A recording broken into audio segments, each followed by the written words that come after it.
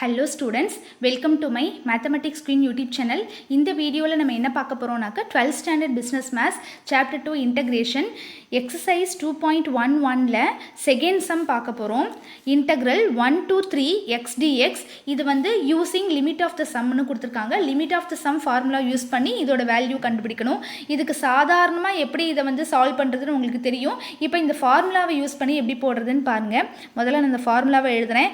integral a to b f of x dx is equal to limit n tends to infinity h tends to 0 summation r equal to 1 to n h into f of a plus rh where h is equal to b minus a by n. இதுதான் அந்த formula. So இந்த ஃபார்முலாவை use பண்ணி தான் நம்ம some போட போகிறோம். இப்போ கொஷின் பாருங்கள், integral 1 to 3 x dx. இப்போ இதில் இருக்கிற ஐட்டமோட வேல்யூலாம் நம்ம கண்டுபிடிக்கணும். முதல்ல வந்து a என்னன்னு எழுதணும். a அப்படிங்கிறது இந்த லோயர் லிமிட் தான் a. So a equal to 1, b equal to 3. f of x அப்படிங்கிறது உள்ளுக்குள்ளே இருக்க அந்த ஃபார்முலா தான் நமக்கு f of x. So f of x equal to xன்னு எழுதிட்டோம். ஃபஸ்ட்டு வந்து ஹச்சோட வேல்யூ கண்டுபிடிக்கணும். b minus a by n. b நமக்கு வந்து என்னது 3 minus 1 by n வந்து தெரியாது, அப்படியே வச்சுக்கோங்க. ஸோ 2 by n வரும் ஹச்சோட வேல்யூ. அதே மாதிரி என்ன கண்டுபிடிக்கணும்னா f of a plus rh கண்டுபிடிக்கணும். a plus rh அப்படின்னாக்க இப்போ f of xனா xே வந்திருக்கு.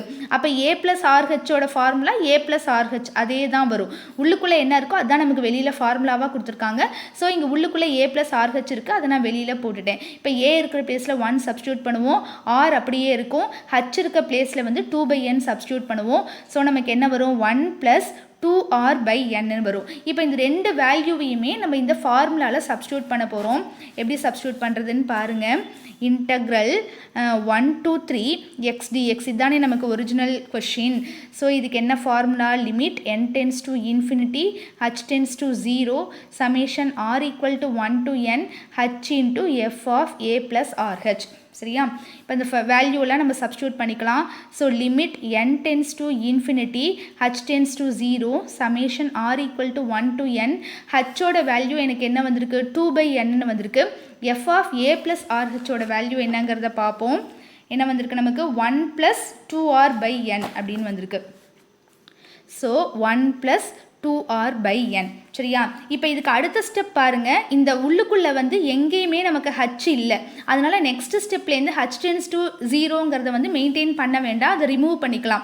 நான் 3 எக்ஸாம்பிளையும் அந்த ஒரு இதை மட்டும் நான் சொல்ல மறந்துட்டேன். எல்லா இடத்துலையும் h tends to 0ன்னு போட்டுகிட்டே வந்து அது மிஸ்டேக் தான். அதை வந்து நீங்கள் ஒமிட் பண்ணிவிடுங்க. h tends to 0 உள்ளுக்குள்ளே ஹச் இருந்தால் மட்டும்தான் இது வந்து அப்ளை பண்ண முடியும். இப்போ இங்கே உள்ளுக்குள்ளே வந்து எல்லா ஹச்சையும் நம்ம ரிமூவ் பண்ணி n மாற்றிட்டோம். அதனால் n tends to infinity மட்டும் நெக்ஸ்ட் ஸ்டெப்லேருந்து ப்ரொசீட் பண்ணால் போதும். h tends to 0வை ரிமூவ் பண்ணிக்கலாம்.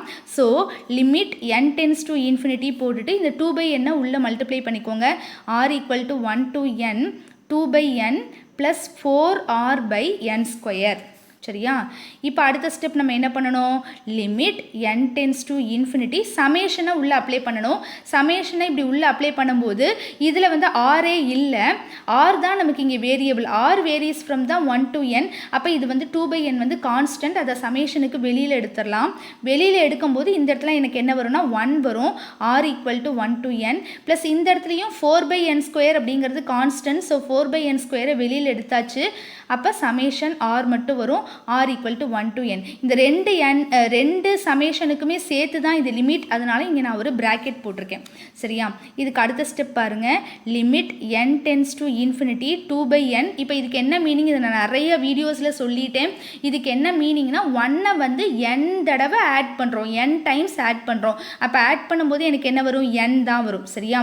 அதே மாதிரி இங்கே 4 by n ஸ்கொயர். இப்போ இதுக்கு என்ன மீனிங்னாக்க r இருக்க பிளேஸில் 1 2 3ன்னு வேல்யூஸை வந்து n வரைக்கும் சப்ஸ்டியூட் பண்ணணும், நடுவில் ப்ளஸ் போட்டுக்கணும். அப்போ இதை எக்ஸ்பேண்ட் பண்ணால் என்ன வரும், 1 + 2 + 3 + எக்ஸட்ரா n வரும். அந்த ஸ்பெஷல் சீரீஸ்க்கு ஃபார்முலா நம்ம 10th படிச்சிருப்போம். என்ன ஃபார்முலானா n × n + 1/2. சரியா? சரி, இப்போ இதில் வந்து எதெல்லாம் கேன்சல் ஆகும், n கேன்சல் ஆகிடும், இந்த n கேன்சல் ஆகிடும். 1 2 is 2 2 2s are 4. இப்போ பாக்கி என்ன இருக்குன்னு பாருங்கள். Limit n tends to infinity இந்த இடத்துல 2 மட்டும் இருக்கும்.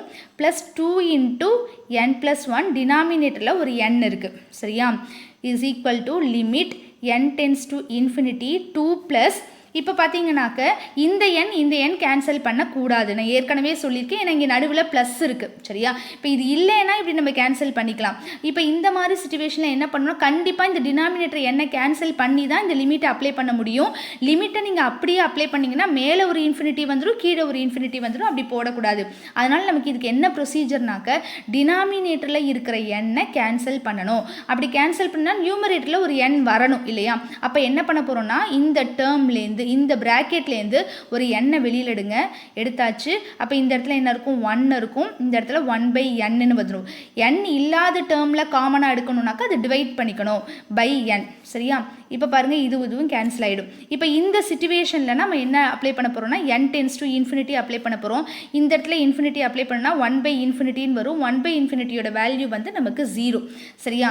அப்போ இந்த இடம் ஃபுல்லுமே லிமிட் அப்ளை பண்ணும்போது 0 ஆகிடும். இப்போ பாக்கி லிமிட் அப்ளை பண்ணியாச்சு. அடுத்த ஸ்டெப்பில் இந்த லிமிட்டை மெயின்டைன் பண்ணக்கூடாது. அடுத்த ஸ்டெப்பில் நமக்கு என்ன வரும்னா 2 + 2 ப்ராக்கெட்டில் நமக்கு என்ன வருதுன்னு பாருங்கள், 1 + 0 வருது. அப்போ ப்ராக்கெட் முழுக்க 1 தான் வரும். ஸோ 1 × 2 2 தான் வரும். ஸோ ஃபைனல் ஆன்சர் 4 இந்த சம்மோட ஆன்சர்.